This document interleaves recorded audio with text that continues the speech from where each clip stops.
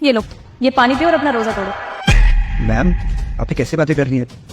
को अच्छे से पता है कि रमजान चल रहा है और हमारे रोजे का टाइम है। मैं पानी कैसे पी सकता हूँ?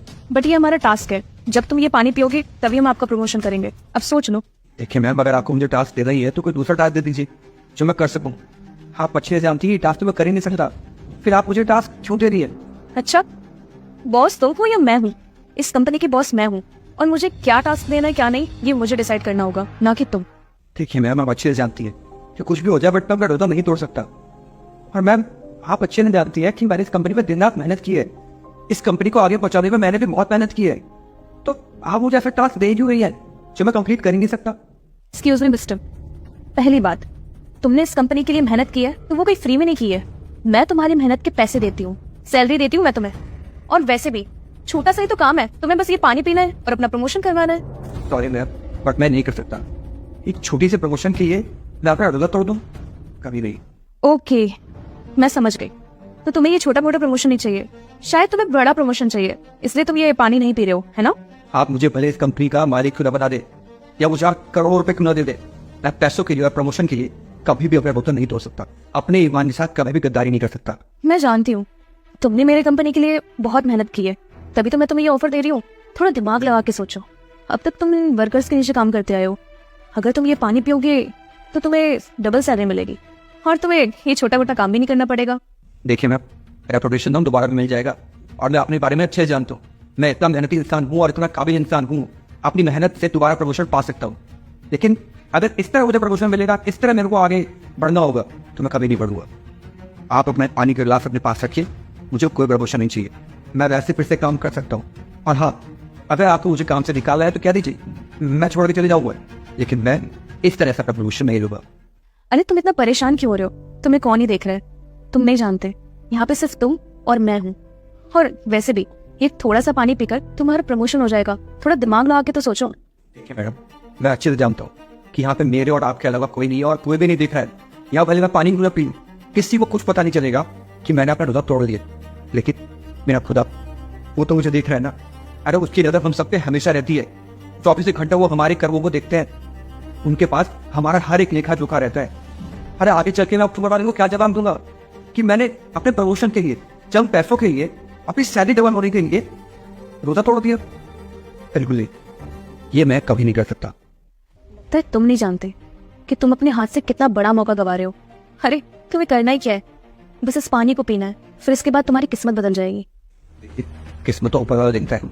अगर वो चाहेगा तो मुझे प्रमोशन मिलेगा, और अगर वो नहीं चाहेगा तो मैं कितना भी हाथ पैर मार दूं, अगर वो नहीं चाहेगा तो मैं कितना भी हाथ पैर मार दूं, मुझे प्रमोशन नहीं मिल सकता। आगे आपकी मर्जी। रही बात इस कंपनी में काम करने की, तो मुझे उस कंपनी में काम करना ही नहीं है जहाँ मुझे अपने ईमान से, अपने धर्म से पीछे हटना पड़े। माफ़ कीजिए मैम। ठीक है मैडम, आप अपने इलाज अपने पास रखिए और मुझे अगर कोई प्रमोशन नहीं चाहिए। ओके, इसके आगे मैं तुम्हें फोर्स नहीं करूंगी, क्योंकि मैं तो तुम्हारी भलाई ही सोच रही थी। क्योंकि तुम मेरे कंपनी के सबसे होनहार एम्प्लॉय थे, इसलिए मैंने तुम्हारे आगे ये ऑफर रखा था। बट कोई नहीं, तुम जा सकते हो। ठीक है, चल तो। अच्छा सुनो, ये खाली हाथ कहाँ जा रहे हो? खाने हाथ मतलब? अपना ये प्रमोशन लेटर तो लेके जाओ। Promotion letter? बट अभी मुझे क्यों देनी है? मैंने तो आपके टास्क रिजेक्ट कर दिया, उसके बाद भी आप मुझे प्रमोशन देनी है? मैं बताती हूँ, मैंने तुम्हारा एक छोटा सा टेस्ट लिया था। एक्चुअली मेरी कंपनी के लिए मुझे एक ऐसा एम्प्लॉय चाहिए जो बहुत ईमानदार और होनहार हो। होनहार तो तुम थे, लेकिन मुझे तुम्हारा टेस्ट लेना था कि तुम ईमानदार हो कि नहीं। बट तुम इस टेस्ट में पास हो गए। तुम्हें पता है, मैंने बाकी एम्प्लॉयज का भी तरह तरह से टेस्ट लिया, लेकिन अफसोस वो लोग तो इस टेस्ट में फेल हो गए। और देखो, मैंने तुम्हारा भी टेस्ट लिया, लेकिन तुम अपनी बात पे बिल्कुल डटे रहे। मुझे मेरी कंपनी के लिए ऐसा ही इंसान चाहिए जो जरा सी लालच में आकर अपना ईमान ना बेचे, और तुमने ये साबित किया। Thank you so much ma'am, आपने मुझे इस काबिल समझा। और मैं वादा करता हूँ कि अगर मुझे प्रमोशन मिल भी जाता है तो उसके बाद भी मैं अपनी मेहनत से पीछे नहीं हटूंगा। दिन रात एक कर दूंगा इस कंपनी को आगे बढ़ाने के लिए। ये लो अपना प्रमोशन लेटर। संतो। सर आने वाले होंगे। सर, मेरी बहन की शादी है, आप जरूर आना। अरे हाँ, हम तुम्हारी बहन की शादी में जरूर आएंगे। कब की शादी है? 27 तारीख की सर। अच्छा। और मैम, आप भी पिछली बातें भूल करना, मेरी बहन की शादी में जरूर आना। वो सब तो ठीक है, लेकिन शादी के लिए कौन सा हॉल बुक किया है? हॉल तो कोई बुक नहीं करा है हमने। वो क्या ना, गली के बाहर ही टेंट लगाएंगे। आपको तो पता ही है कि हम छोटी सी नौकरी करते हैं। अब इस नौकरी में अपनी बहन की शादी करना ही बहुत बड़ी बात है। और तो और हमने अपने रिश्तेदारों से भी कर्जा उठाया है और बहुत सारे खर्चे होते हैं शादी में। हम शादी कर पा रहे हैं, यही हमारे लिए बहुत बड़ी बात है। तुम चिंता मत करो, हम शादी में जरूर आएंगे। ठीक है साहब जी। तुझे पता है क्या, इसकी बहन ने मेरे भाई को अपने प्यार के जाल में फंसा लिया था। मेरे भाई से शादी करना चाहती थी, हमारे घर की बहू बनना चाहती थी। इसकी बहन लगता है भूल गई थी कि वो एक प्यून की बहन है। और दहेज के नाम पे क्या है इनके पास हमें देने के लिए? घर से एक फूटी कौड़ी लेकर आ नहीं रही थी, बनेगी हमारे घर की बहू।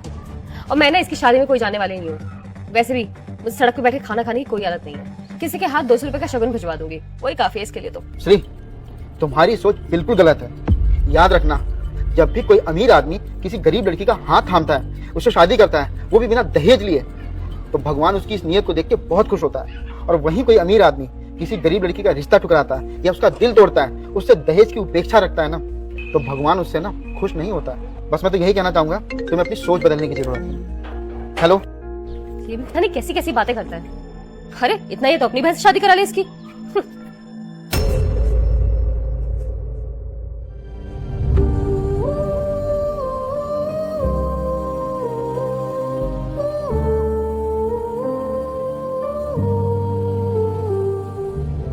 और करण कैसा है? मैं तो ठीक हूँ शिवांग, कैसे आना हुआ? अरे यार मेरी शादी है और ये ले मेरी शादी का कार्ड। भाई की शादी है, भाई की शादी में जरूर आना है। मैं नहीं आ रहा तुम्हारी भाई की शादी में। करण, ये क्या तमीज हुई? तुम इस तरह से शादी का कार्ड कैसे फेंक सकते हो? मेरे भाई ने तुम्हें शादी में कितने प्यार से बुलाया और तुम कि हमारे सामने ये कार्ड फेंक रहे हो। देखो, मेरी मर्जी, मैं आऊँ चाहे नहीं आऊँ। और रही शगुन की बात, तो शगुन पहुंच जाएगा तुम्हारे यहाँ। शगुन? तुम्हें लग रहा है कि तुम्हारे शगुन लेने के लिए हम तुम्हें शादी में बुला रहे हैं? और तुम्हें इतने प्यार से शादी में बुलाया, ये कार्ड दिया, और तुम ये कार्ड हमारे ऊपर ही हमारे सामने फेंक रहे हो। कुछ दिनों पहले तुम्हें याद है क्या किया था तुमने मनीष के साथ? वो इतनी प्यार से अपनी बहन की शादी का कार्ड लेके आया और तुमने क्या किया? तुमने उसकी शादी का कार्ड जमीन पे फेंक दिया। एक बार भी ये नहीं सोचा कि अगर मनीष को पता लगेगा तो उसको कितना बुरा लगेगा।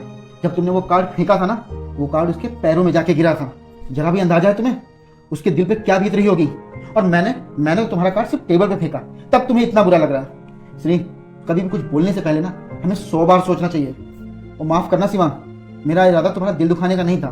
मैं तो बस ये चाहता था तुम्हारी बहन ने जो मनीष के साथ किया है ना, जब वही चीज उनके साथ होगी तो उन्हें कितना बुरा लगेगा।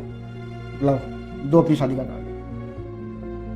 And I am really sorry, मेरा ये करने का बिल्कुल ही मतलब नहीं था। और मैं तुम्हारी शादी में जरूर रहूंगा। बिल्कुल सही कह रहे हो तुम करण, मुझसे बहुत बड़ी गलती हो गई। आज जब वही सेम चीज तुमने मेरे साथ करी तो मुझे फील हो रहा है कि मैंने उसके साथ कितना बुरा करा, उसको कितना बुरा लगा होगा। खैर, शादी में जरूर आना।